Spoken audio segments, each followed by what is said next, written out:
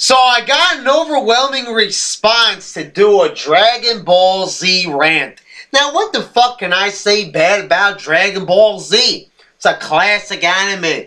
Classic quotes, classic characters, amazing fights. In my opinion, the best animation that was ever done. The series looks incredible. There's just so many little nuances. Just the little nuances are enough to love. And then there's the whole fucking universe to love even more. The shit's incredible. It's fucking genius.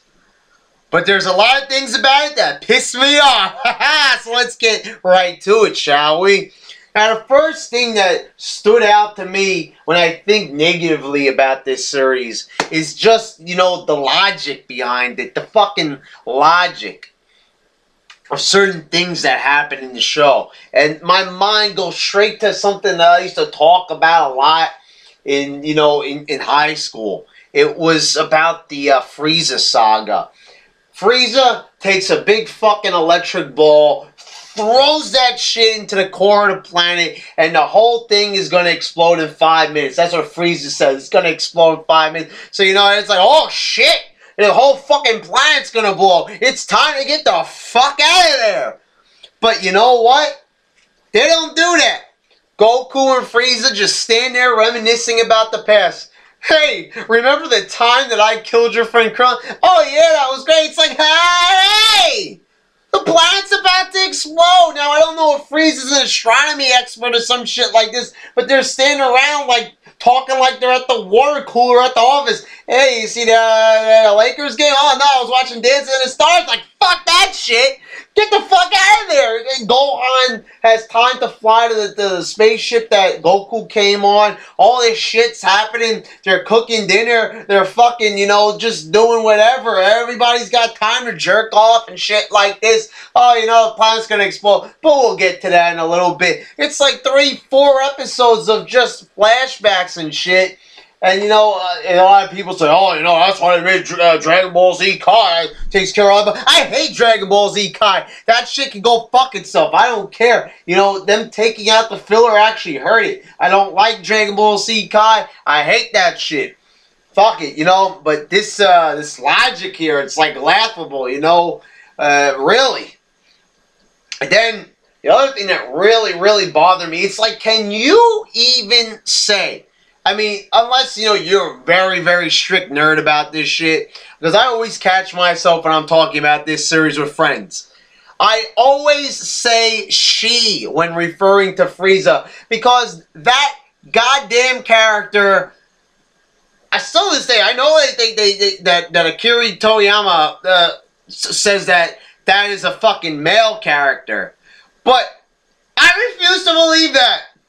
First of all, the voice actor, I think it was a man or some shit, but it sounds like a girl. It looks like a fucking woman.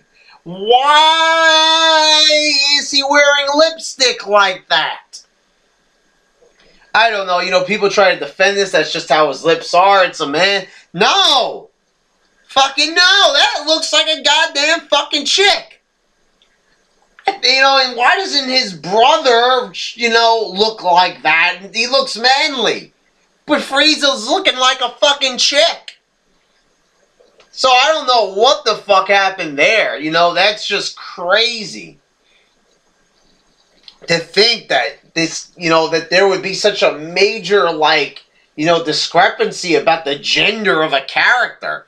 You know, I know that Japanese got problems up the ass. I mean, they're fucking weirdos, some of this shit. You see some of that fucking porn they come out with, I'm like, I can't even watch some of that shit. It's so fucking weird. Weirdo shit there.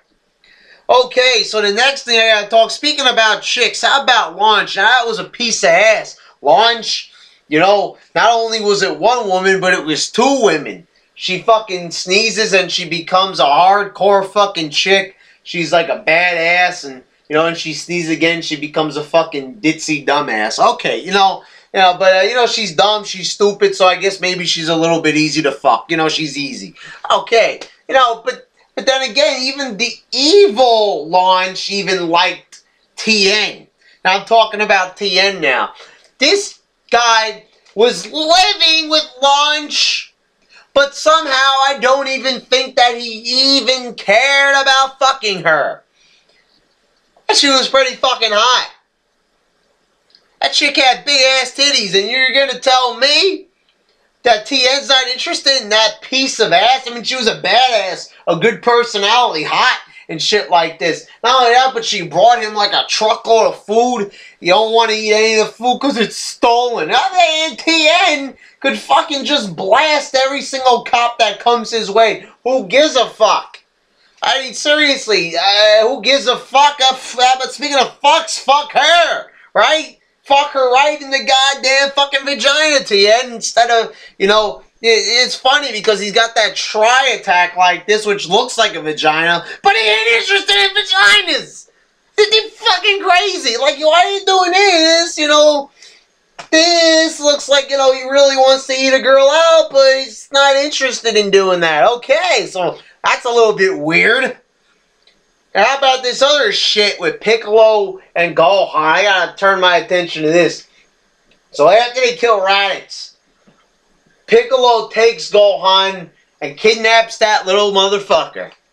And, you know, just because he says that they need to prepare him for, you know, the oncoming attack from Nappa, Vegeta. Now, up to this point, Piccolo was very evil. Why the hell do they not question this? You know, like, okay, you know, he took him, she's crying, she's scared, but they're like, oh, it's okay, he'll take good care of him. He doesn't.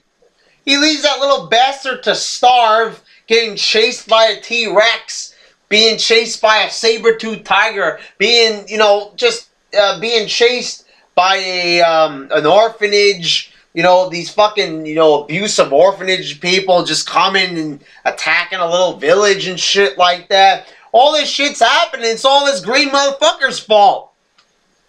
So, you know, Gohan's mom was right. It wasn't safe for him to go out into the wilderness with this fucking weirdo, with this fucking pedo weirdo, this green pedo. Holy shit. Not Piccolo. Pedalo or some shit like that. I don't know. I just thought that was a little bit weird. Then to finish up this last rant, I want to make another point. This holy shit, what fucking scared the shit out of me was this thing is about, like, when you go to hell, you apparently become a cloud. Now, I don't want to become a fucking cloud. I look like fucking mashed potatoes or some shit. I don't want to become a cloud.